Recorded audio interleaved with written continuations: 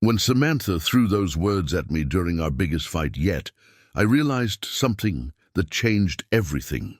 3 years of walking on eggshells, 3 years of being told I wasn't man enough, and in that moment, I finally understood what she meant by strong woman. What happened next shocked everyone who knew us, including her family, who had always taken her side. This is the story of how one conversation ended a relationship that everyone thought was perfect, and why sometimes the strongest thing you can do is simply walk away. Before we jump back in, tell us where you're tuning in from, and if this story touches you, make sure you're subscribed because tomorrow I've saved something extra special for you. Meeting Samantha Rodriguez felt like winning the lottery. We were both 26, working at competing marketing firms in downtown Phoenix, and our first encounter happened at the most ridiculous place imaginable, a corporate team-building event at a bowling alley. While everyone else struggled with gutter balls and awkward small talk, Samantha was striking down pins like a professional and cracking jokes that had the entire group in stitches. She had this magnetic energy that drew people in. Her dark hair cascaded perfectly over her shoulders, and when she laughed, her entire face lit up in a way that made you forget whatever you were worried about. But it wasn't just her looks that caught my attention, it was her confidence. She commanded every room she entered, never hesitated to speak her mind, and had this way of making even mundane conversations feel important.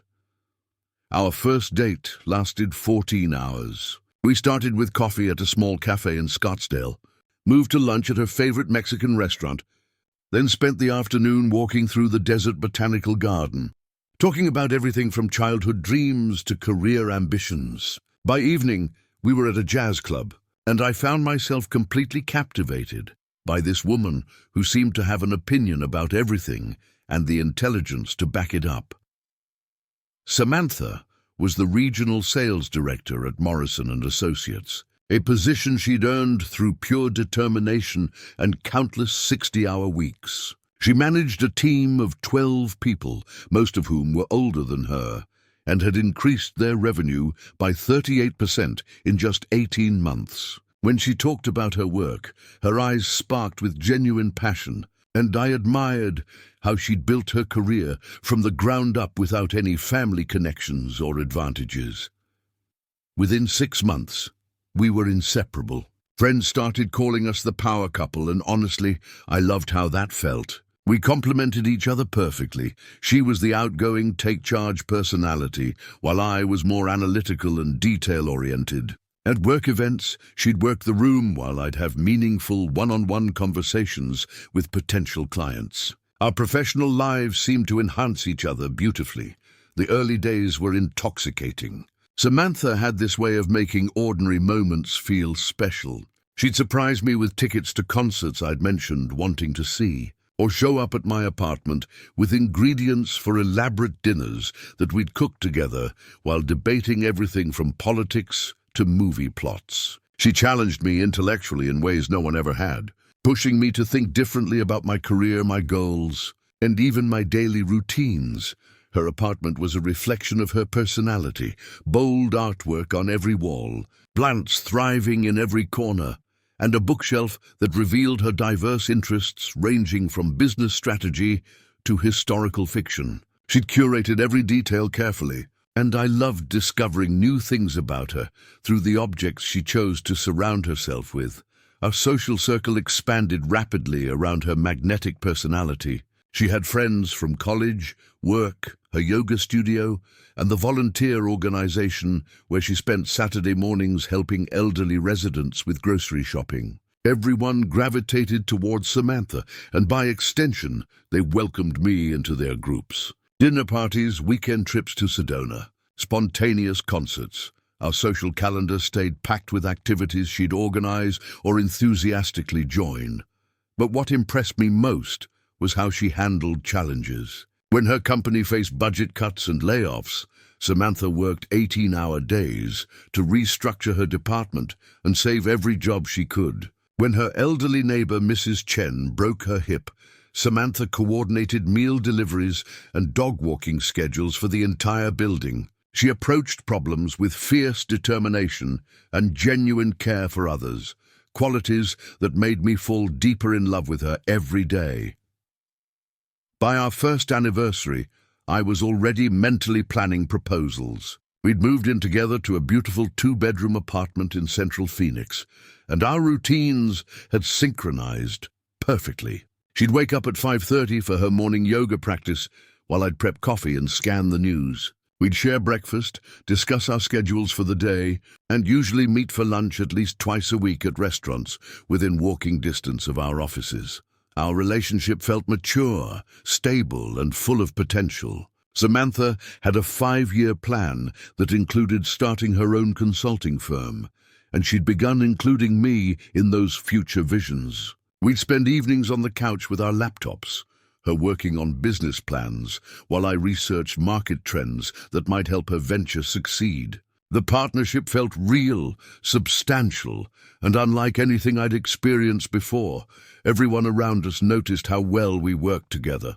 Her parents, Maria and Carlos, had embraced me immediately, always asking when I was going to propose and joking about how patient they were being about grandchildren. My own family, typically reserved about my relationships, had opened their arms to Samantha after seeing how happy she made me. Holiday gatherings became lively affairs with Samantha, entertaining everyone with stories from her work adventures.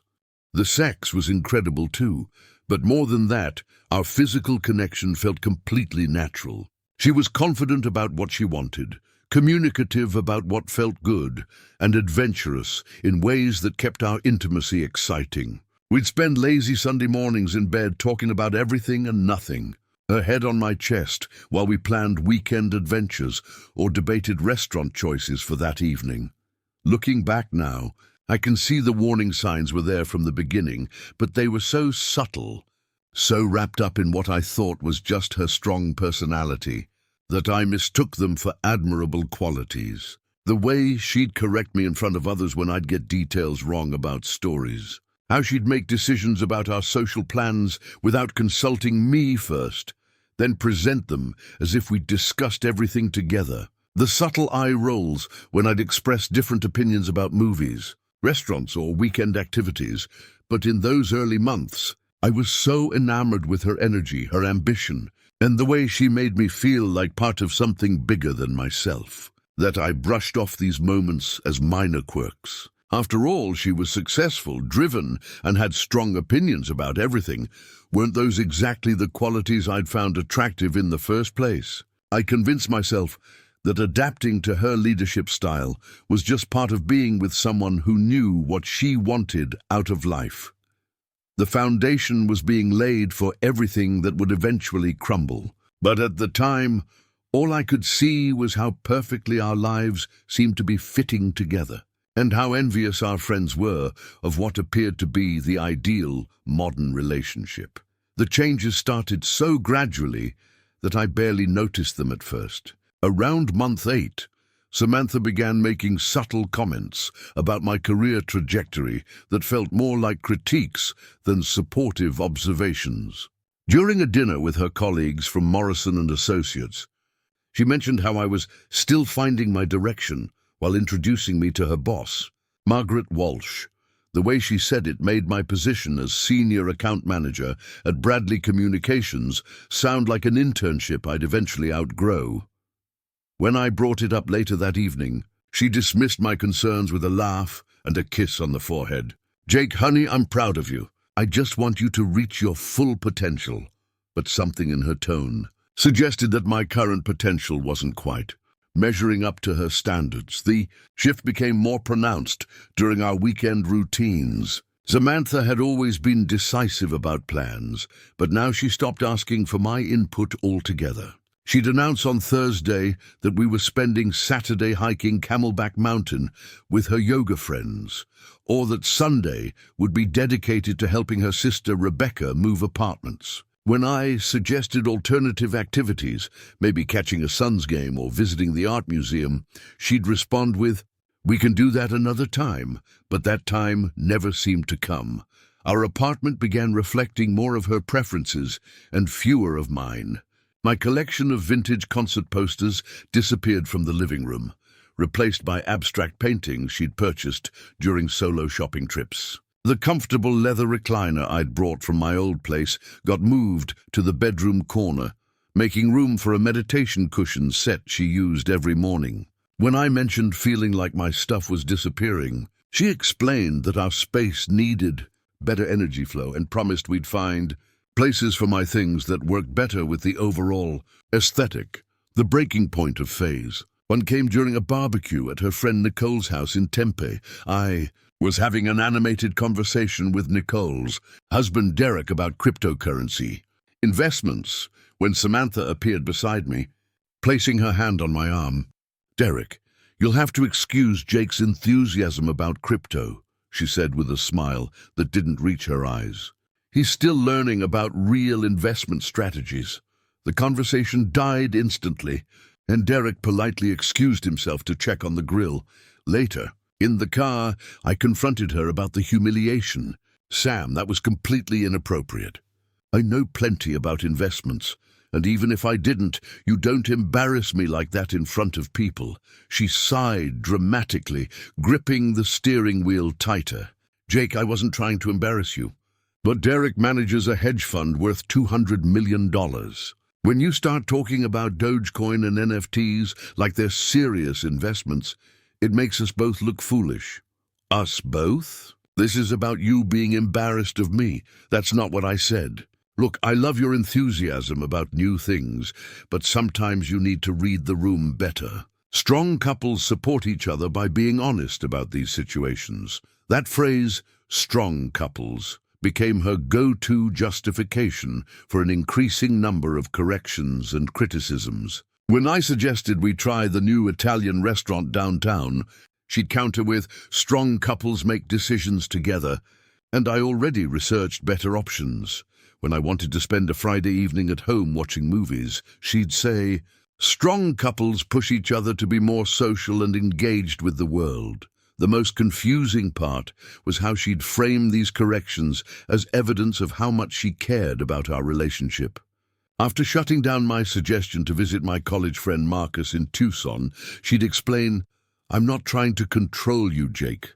I'm trying to help you see that some friendships hold you back from growing. Strong couples elevate each other." My friend circle began shrinking accordingly. Marcus' visits became maybe next month until he stopped asking. My weekly basketball games with guys from work turned into monthly appearances, then occasional texts about missing another game. When my college roommate Tyler got engaged and asked me to be his best man, Samantha questioned whether I really wanted to be associated with Tyler's lifestyle choices during such an important time in my own life. Preparing and narrating this story took us a lot of time, so if you are enjoying it, subscribe to our channel. It means a lot to us. Now back to the story. What lifestyle choices? Tyler's a physical therapist who volunteers at animal shelters. Jake, be honest. Tyler parties too much. He's never had a serious relationship before this fiancée, who he's known for 8 months. And his bachelor party is going to be some ridiculous weekend in Vegas.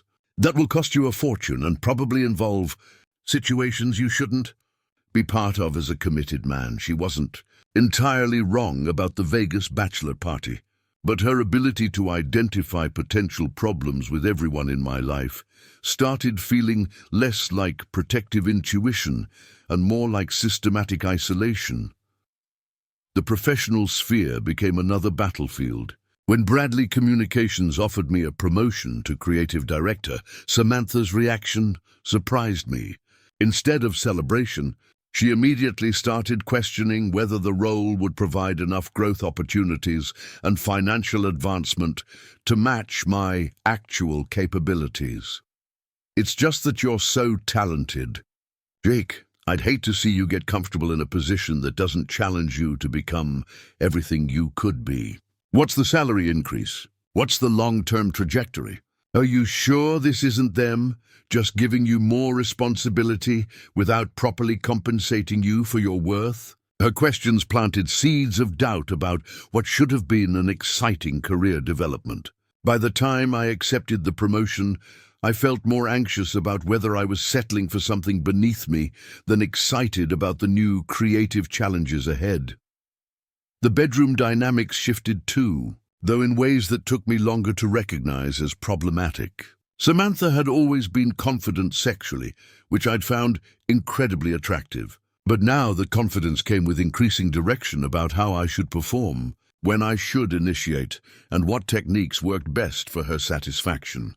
The spontaneity disappeared, replaced by a more choreographed approach that prioritized her preferences while treating mine as secondary considerations. When I tried to introduce variety or express my own desires, she'd respond with educational lectures about what women really wanted versus what men thought women wanted. Most guys never learn how to really please a woman because they're too focused on their own experience, she'd explain, as if I was receiving valuable instruction rather than being criticized for not meeting her specific expectations.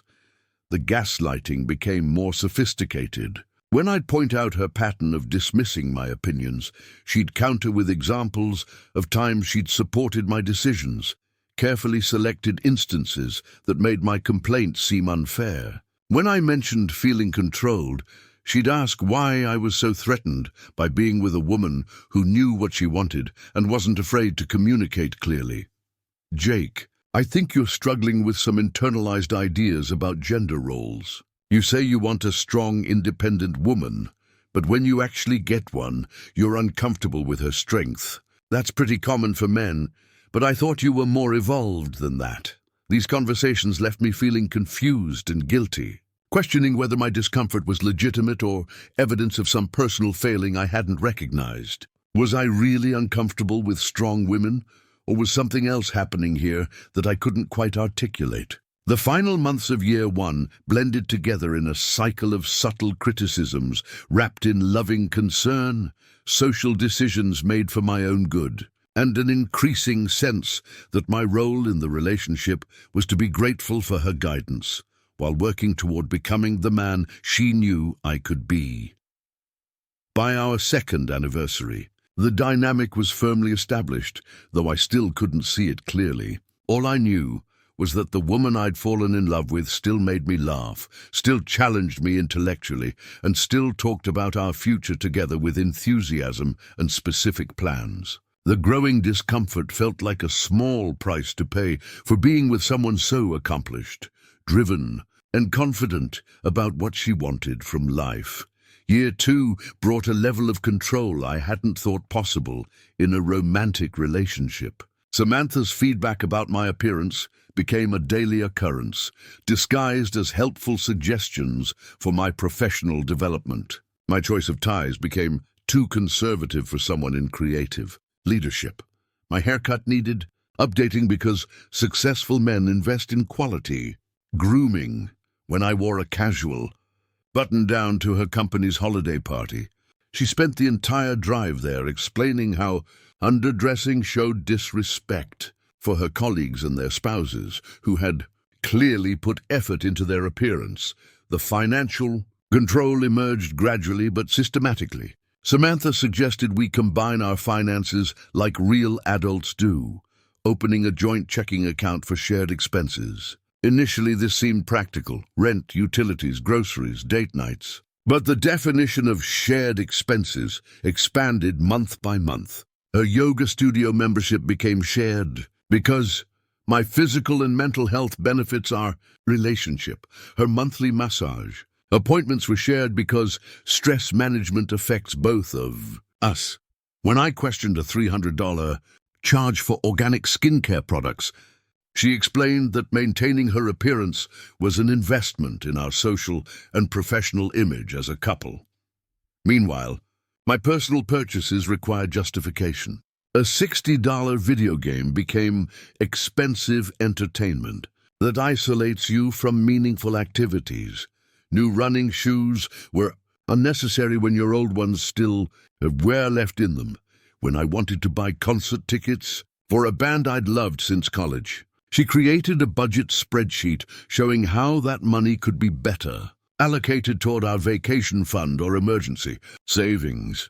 Her method of argumentation evolved into something resembling psychological warfare. She'd start discussions by acknowledging my perspective, then systematically dismantle my reasoning until I found myself defending positions I wasn't even sure I held.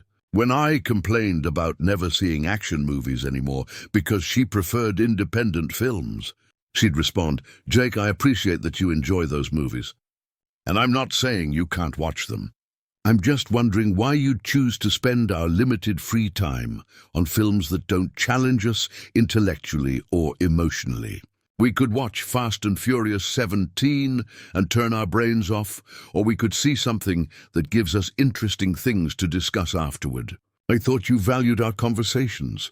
By the end of these exchanges, I'd find myself apologizing for suggesting we watch mindless entertainment instead of being grateful for a partner who wanted to expand my cultural horizons. The isolation from my support network became complete. My brother Kevin, who lived in Denver, started commenting on how rarely I called anymore. When he visited Phoenix for a long weekend, Samantha scheduled a mandatory work retreat that same weekend, leaving me to choose between family time and being supportive of her career obligations. I chose to cancel with Kevin, reasoning that work emergencies required sacrifice in serious relationships. My parents noticed the change during our Christmas visit to their home in Flagstaff. My mother pulled me aside after dinner, concerned about how quiet I'd become, and how often I deferred to Samantha for answers to questions about my own life. When asked about my promotion, I found myself repeating Samantha's assessment that it was a good stepping stone, rather than expressing my own excitement about the creative challenges. "You seem different, honey," my mother said carefully. "Not bad, just less like yourself." I assured her that growing up meant evolving as a person, that being in a serious relationship required compromise and consideration for your partner's needs. But her words stuck with me, especially when I realized I couldn't. Remember the last time I'd expressed an opinion without mentally checking whether Samantha would approve? The emotional manipulation reached new heights during our second spring together. Samantha began having anxiety attacks whenever I pushed back against her decisions or expressed frustration with her behavior. These episodes followed a predictable pattern. I'd raise a concern, she'd become visibly upset, then retreat to the bedroom claiming she needed space to process why I was attacking her. Hours later, she'd emerge with red eyes and a fragile voice, explaining how my criticism triggered her childhood insecurities about never being good enough. "I know I'm not perfect, Jake. I'm working on myself every day, trying to be better for you, for us. But when you criticize me like that, it reminds me of my father telling me I'd never amount to anything. I thought you were different from him." These revelations would end with me comforting her, apologizing for bringing up my concerns insensitively, and promising to communicate better in the future. The pattern was so effective that I began self-censoring before speaking, carefully considering whether my words might trigger another emotional crisis. Her treatment of service workers, retail employees, and anyone in subordinate positions revealed a side of her personality I'd missed during our early dating phase. At restaurants, she'd send food back multiple times for minor issues, speaking to servers with barely concealed irritation. At clothing stores, she'd demand assistance beyond what seemed reasonable, then complain loudly about poor customer service when staff couldn't accommodate her specific requests. When I mentioned feeling embarrassed by these interactions, she'd lecture me about having standards and refusing to accept subpar service.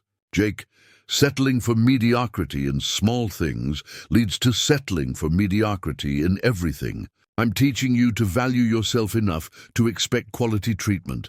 But the most devastating aspect was how she'd weaponize intimacy as a reward and punishment system. Affection became contingent on my compliance with her expectations. When I'd assert independence or question her decisions, she'd become cold and distant, withholding physical contact and emotional connection until I'd demonstrated sufficient contrition. When I'd adapt my behavior to her preferences, she'd become warm and loving again. praising me for being such a good partner and rewarding me with attention and sexuality. This cycle created an addiction-like dependency on her approval. The periods of warmth felt so genuinely loving and affirming that I began modifying my behavior proactively, anticipating what would please her and avoiding what might trigger withdrawal of her affection. Her social media presence told a completely different story about our relationship. She'd post carefully curated photos of our adventures, always with captions about how grateful she was for such a supportive and understanding partner. Her friends would comment about how lucky I was to have someone so accomplished and beautiful, reinforcing the narrative that I was the beneficiary of her choice to be with me rather than an equal participant in a mutual partnership. The professional sabotage started subtly. She'd undermine my confidence before important meetings by questioning whether I'd adequately prepared or suggesting that my presentation style might not resonate with certain audiences. She'd offer to help with projects, then provide feedback that left me doubting my creative instincts and professional competence. When I received recognition at work for a successful campaign, she'd find ways to diminish the achievement. "That's great, honey. I'm sure the client was happy with the safe, conventional approach. Maybe next time you'll feel confident enough to take some real creative risks." By month 18, I'd become a shell of my former self, but the transformation had been so gradual that I attributed the changes to maturity rather than manipulation. I told myself that learning to consider your partner's perspective on everything was what committed relationships required. I believed that her high standards were making me a better person. Even though I felt constantly anxious about meeting those standards, the most insidious part was how she'd occasionally acknowledge the changes in me with approval. "I love how much more thoughtful you've become," she'd say. "When we first met, you were so impulsive and scattered. Now you really think things through before making decisions." What she was praising, I realized later, was my learned helplessness disguised as thoughtfulness. The stage was perfectly set for the confrontation that would change everything, though I had no idea how close we were to the breaking point. The catalyst came on a Thursday evening in March, during what should have been a celebration. I'd just landed the biggest client in our agency's history, a multi-million-dollar campaign for a national restaurant chain that would run for 18 months. My creative director had called it the kind of account that defines careers, and the entire office had stayed late to toast the win.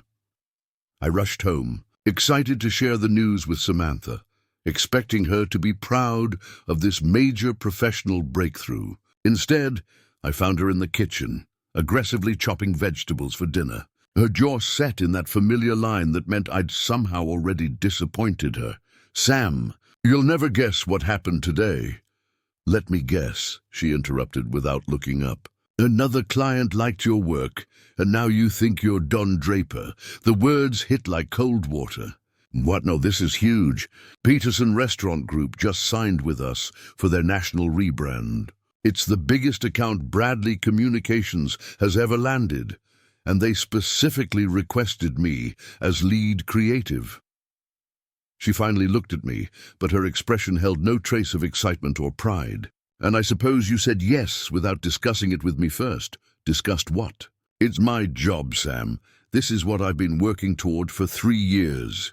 Jake, do you have any idea what kind of hours a campaign like that requires? What kind of travel schedule? What kind of stress level? Did you think about how that affects our relationship, our plans, our future?" I stood there, confused by her reaction to what I'd expected to be unqualifiedly good news. "I thought you'd be happy for me. This is exactly the kind of career advancement you've been encouraging me to pursue. I've been encouraging you to pursue opportunities that align with our goals as a couple. Taking on a project that will consume your life for the next 18 months isn't advancement. It's self-sabotage disguised as ambition." The fight escalated from there. She questioned my judgment, my priorities, and my commitment to our relationship. According to Samantha, Accepting this opportunity proved that I valued external validation more than building something meaningful with her. She painted my excitement as naive and my professional achievement as a betrayal of our partnership. "This is exactly what I mean when I say you're not ready for adult responsibilities," she said, her voice rising. "You see a shiny opportunity and jump at it like a child, without considering the consequences for the people who actually matter in your life. The people who matter. Sam, you matter most to me, but this is my career. This is what I've been building toward. I thought you understood that. What I understand is that you're still more interested in impressing strangers than investing in us. But fine, Jake, take your big important account. Don't come crying to me when you realize what it's cost you." That night, she slept in the guest room, leaving me alone with a mix of confusion and mounting anger. For the first time in months, I found myself questioning her reaction instead of my own judgment. Was she right that I'd been thoughtless? Or was there something fundamentally wrong with how she'd responded to my success? The next few weeks brought a campaign of subtle warfare. Samantha would make cutting remarks about my new priorities, while maintaining plausible deniability about being supportive. When I worked late, she'd text about feeling abandoned. When I tried to include her in client dinners, she'd decline, then later mention how I was becoming one of those men who uses their girlfriend as a business accessory. The Peterson campaign was demanding, but it was also creatively fulfilling in ways I hadn't experienced before.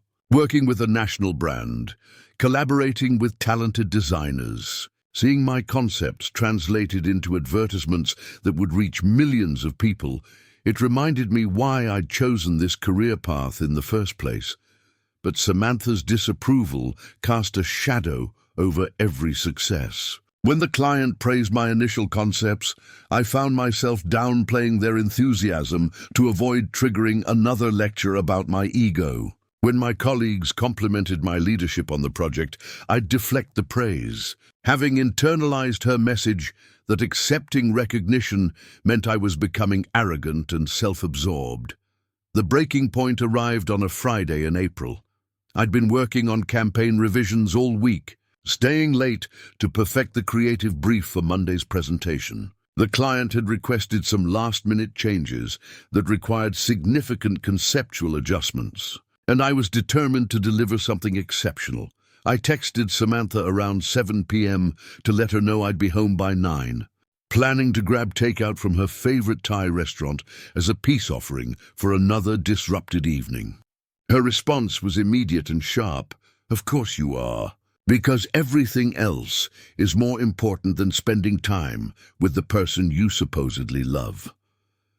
By the time I arrived home at 9:15, arms full of pad thai and green curry, I was already bracing for confrontation. But I wasn't prepared for what I found. Samantha had packed 2 suitcases and was loading them into her car in our apartment complex parking lot. When she saw me approaching, she slammed the trunk with enough force to make nearby residents look out their windows. "Sam, what are you doing?" "I'm going to stay at Rebecca's for the weekend. I need space to think about whether this relationship is worth continuing." The words hit me like a physical blow. "Worth continuing? Sam, we can work through this. The campaign will calm down in a few weeks." "This isn't about your campaign, Jake. This is about who you've become and who you apparently never were in the first place." "What does that mean?" She turned to face me fully, her expression colder than I'd ever seen it. "It means I thought I was dating a man, not a boy who gets excited about impressing his bosses and can't balance professional success with personal responsibility. I've been trying to balance everything. Sam, I'm doing my best to manage both your best." She laughed, but there was no humor in it. "Your best is working 60-hour weeks, canceling dinner plans, and acting like your job is the most important thing in the world. Your best is prioritizing strangers over the woman who's been supporting you and believing in you when no one else did. That's not fair. You know this project matters to me, and it's temporary. What's not fair is being in a relationship with someone who doesn't understand what partnership means. What's not fair is trying to build a future with a man who can't handle being with a strong woman who has standards and expectations. There it was again, the strong woman framing that had become her shield against any criticism of her behavior. But this time, something inside me snapped. A strong woman. Sam, is that what you call this? Because, from where I'm standing, it looks like you're punishing me for having a career success that you didn't orchestrate or approve. Her eyes flashed dangerously. Excuse me? You heard me. Every time something good happens to me independently, you find a way to make it about how I'm failing you. Every decision I make gets filtered through what you think is best for me, for us, for our future. When did my life become something you manage instead of something we share? Jake, you're being ridiculous. I'm trying to help you see the bigger picture. No, Sam, you're trying to control everything about who I am and what I do. And when I don't comply perfectly, you make me feel guilty for disappointing you.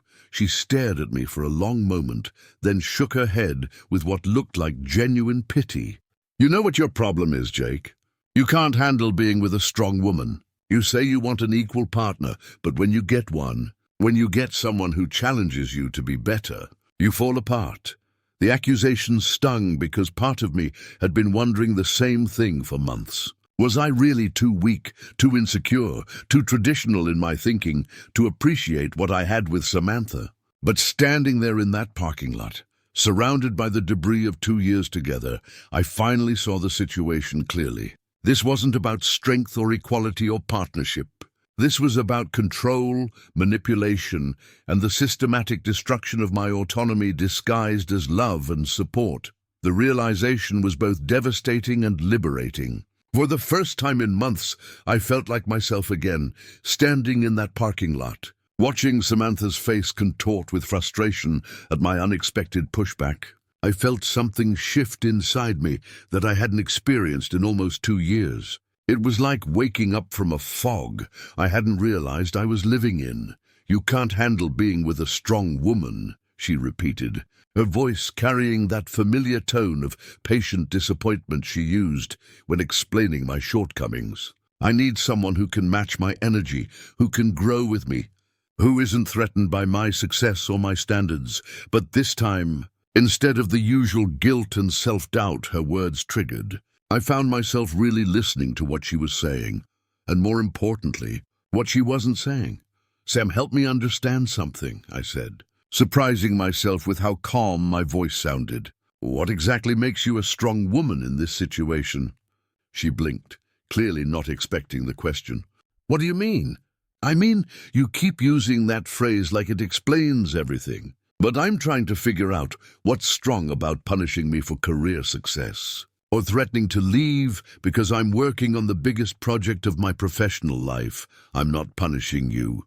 You packed bags and loaded your car because I worked late on a Friday night, after spending 3 weeks making me feel guilty for taking on a project that you know matters to me. How is that strong? How is that supportive? Her expression hardened. Jake, you're twisting this around. I'm not required to enable your workaholic tendencies or sacrifice our relationship so you can chase some fantasy about being a big-shot creative director. But I am required to sacrifice my career goals so you don't feel neglected. That's not what I said, isn't it?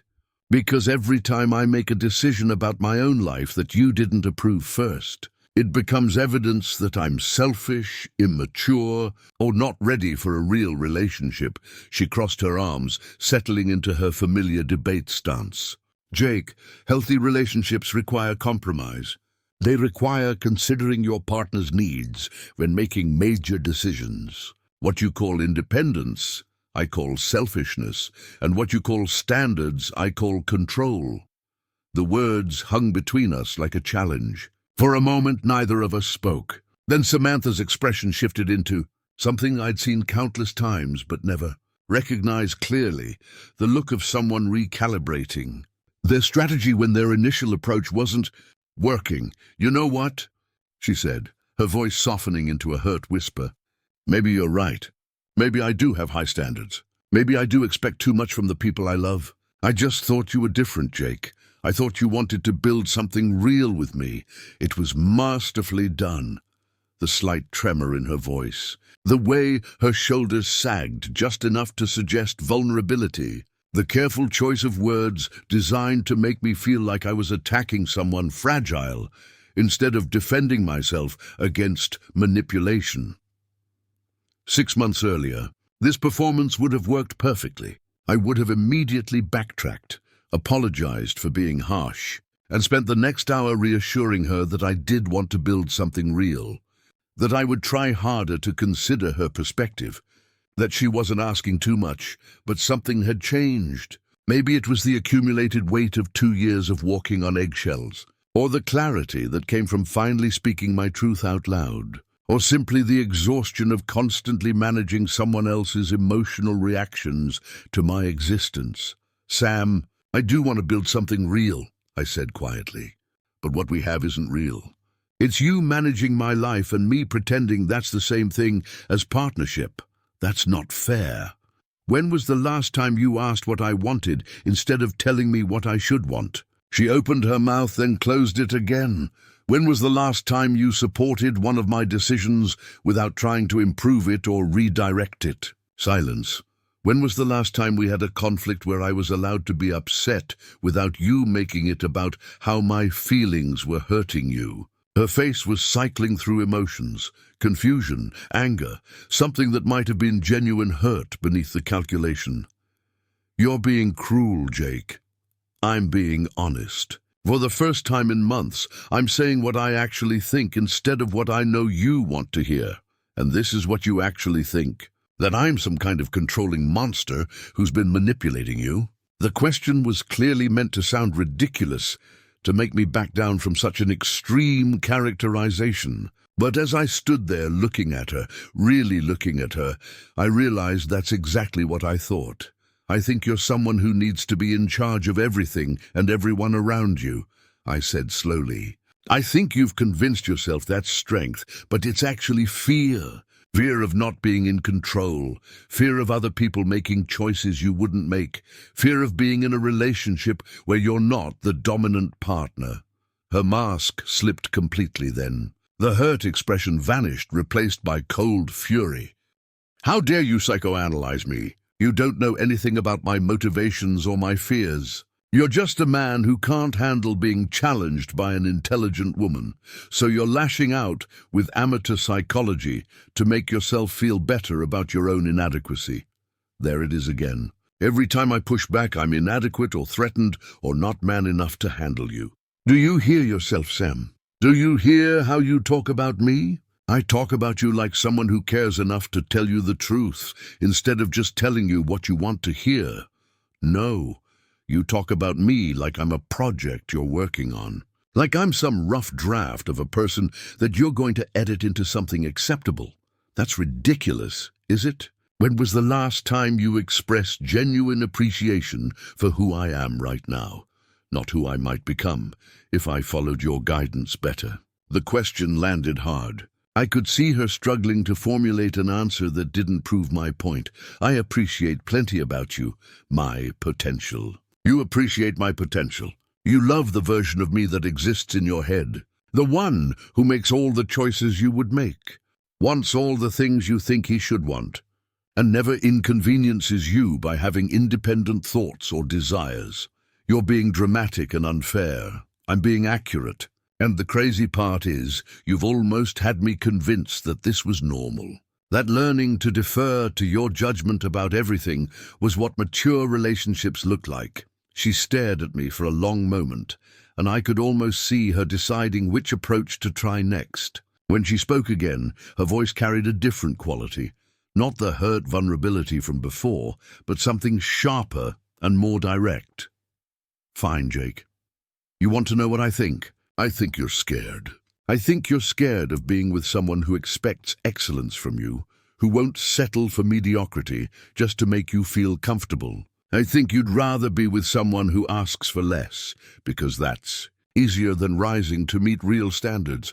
And I think you're scared of being with someone who won't let you control every aspect of their life. I think you'd rather be with someone who asks for permission to have opinions, because that's easier than sharing power in a real partnership. We stood facing each other in the parking lot. 2 years of unspoken tensions finally laid bare between us. The silence stretched long enough for a couple walking their dog to pass by, eyeing us curiously. When Samantha spoke again, her voice carried a finality that told me she'd made her decision. You know what, Jake? You're absolutely right about one thing. I can't handle being in a relationship with someone who thinks wanting excellence is the same thing as being controlling. And you clearly can't handle being with a strong woman who knows what she wants and isn't afraid to ask for it. The moment had arrived. The accusation that had been building for months, delivered with the confidence of someone who believed it would devastate me into submission. But instead of the familiar stab of guilt and self-doubt, I felt something unexpected, relief. "You're right," I said simply. She blinked, clearly having expected a different response. "I'm sorry, what?" "You're right. I can't handle it. I can't handle being with someone who thinks love means fixing me, managing me, and making me feel grateful for the privilege." "You're absolutely right. Goodbye." The shock on Samantha's face was worth every moment of discomfort I'd endured over the past 2 years. She stood frozen beside her packed car, mouth slightly open, clearly having prepared for any response except agreement. "You can't be serious," she finally managed. "I've never been more serious about anything in my life." I turned toward our apartment building, then paused. "Your stuff will be boxed and ready whenever you want to pick it up. I'll leave it with the front desk." "Jake, wait." But I was already walking away, each step feeling lighter than the last. Behind me, I heard her car door slam, the engine start, and the sound of her driving off into the night. By the time I reached our apartment, my apartment now, I felt like I could breathe fully for the first time in months. The silence was deafening. No criticism about the dishes in the sink. No suggestions for how I should spend my evening. No subtle corrections about my posture or appearance. Just quiet space to exist without performance or justification. I ordered pizza, opened a beer, and called my brother Kevin in Denver. "Holy shit, really?" he said after I'd explained what happened. "Jake, I've been waiting for this call for over a year. Mom and Dad were worried, but we didn't know how to bring it up without you getting defensive. I was defensive because part of me knew you were right, but I couldn't admit it. So what happens now? Now I remember who I was before I became her improvement project. The first week alone was disorienting. I'd forgotten how to make decisions without considering Samantha's probable reactions. What to eat for breakfast, which route to take to work, whether to stay late at the office. Every choice required relearning the simple act of consulting my own preferences instead of anticipated criticism. Work became a refuge in ways I hadn't expected. The Peterson campaign was demanding, but without Samantha's constant undermining of my professional confidence, I found myself embracing the challenge instead of second-guessing every creative decision. My colleagues noticed the change immediately. "You seem more decisive lately," my creative director mentioned during a Monday morning briefing. "More willing to defend your concepts," she was right. Without Samantha's voice in my head, questioning my judgment and expertise, I rediscovered the professional confidence that had gotten me promoted in the first place. The client loved our revised campaign strategy, and I accepted their praise without deflecting or minimizing my contributions. 3 weeks after the breakup, Samantha texted me, "I've had time to think, and I realize we both said things we didn't mean. Maybe we could talk about working through this." I stared at the message for a long time, recognizing the careful phrasing designed to suggest that our fight had been mutual miscommunication rather than the culmination of systematic emotional manipulation. The old me would have jumped at the chance to reconcile, grateful that she was willing to forgive my cruel accusations. Instead, I deleted the message without responding. A week later, she tried again. "Jake, I miss you. I miss us. I know I'm not perfect, but neither are you. Isn't what we built together worth fighting for?" This time I responded, "What we built was you managing my life while I pretended that was partnership." I'm not interested in rebuilding that dynamic under any circumstances. Her reply came within minutes. You're making a huge mistake. You'll never find someone who cares about your growth and potential the way I do. You're right, I wrote back. I'll never find someone who thinks my growth requires their constant oversight. I'm looking for something completely different. Now, she didn't text again after that. The most surprising part of healing was discovering how many aspects of my personality had been suppressed, rather than genuinely changed. My sense of humor returned, the slightly sarcastic, observational comedy that Samantha had labeled inappropriate for professional settings. My music taste expanded back beyond her approved playlist of indie folk and world music to include the rock and hip-hop I'd always enjoyed. I started cooking meals I actually wanted to eat, instead of the organic, plant-forward dishes she'd insisted were better for our health and environment. My friend circle slowly rebuilt itself. Marcus drove down from Tucson for a weekend visit, and we spent hours talking about everything I'd missed during my isolation. Tyler's wedding was approaching, and I threw myself into best man duties with enthusiasm instead of anxiety about whether my involvement met Samantha's approval. You're like yourself again, Tyler said during his bachelor party weekend in Vegas, the same trip Samantha had criticized as inappropriate for someone in a serious relationship. Remember who you were in college? That guy's been missing for a while. He was right. The person I'd been with, Samantha, wasn't an improved version of myself. It was a diminished version, carefully edited to avoid triggering criticism or disapproval. 6 months after the breakup, I ran into Rebecca, Samantha's sister, at a coffee shop downtown. She approached my table hesitantly, clearly unsure how I'd react to seeing her. "Jake, how are you doing?" "I'm doing really well, actually. How's Sam?" Rebecca sat down across from me, glancing around nervously. Can I be honest with you about something?" I nodded. "She's been through 3 guys since you broke up. Same pattern every time. Starts out great. Then she begins managing every aspect of their lives. Then they bail when they can't take it anymore. I'm sorry to hear that. The thing is, she keeps saying they were all too weak to handle a strong woman." But Rebecca paused, looking conflicted. "Jake, I've watched her do this since high school. She finds guys who are kind and accommodating, then slowly takes over their decision-making until they're completely dependent on her approval. When they finally push back, she acts like they're attacking her for being confident and successful. Why are you telling me this?" "Because I always liked you. You were the longest relationship she'd ever had, and I kept hoping you'd be the one to help her see what she was doing. But now I realize that wasn't fair to expect from you. She has to want to see it herself." "Yeah, but she won't. She's convinced that wanting to control everything is the same thing as being strong, and that anyone who objects to being controlled is just threatened by her success." We talked for another 20 minutes, and Rebecca's perspective confirmed what I'd suspected. Samantha's pattern of behavior was long-standing and deliberate, not some unfortunate byproduct of ambition or high standards. A year later, I met Jennifer at a friend's housewarming party. She was a pediatric nurse with her own apartment, her own interests, and her own opinions about everything from restaurant choices to weekend plans. Our first few dates felt almost surreal. 2 adults making mutual decisions about shared activities, without power struggles or hidden agendas. When I told Jennifer about Samantha during one of our early conversations, she listened thoughtfully before responding. "It sounds like she confused control with strength," Jennifer said. "Real strength is being secure enough to let the people you love make their own choices, even when those choices aren't what you would have picked for them." That simple observation captured everything I'd learned from the experience. Strength isn't about managing other people's decisions. It's about managing your own reactions to their independence. Partnership isn't about molding someone into your ideal companion. It's about choosing someone whose authentic self complements your own. Looking back now, I can see that Samantha did me a favor with her final accusation.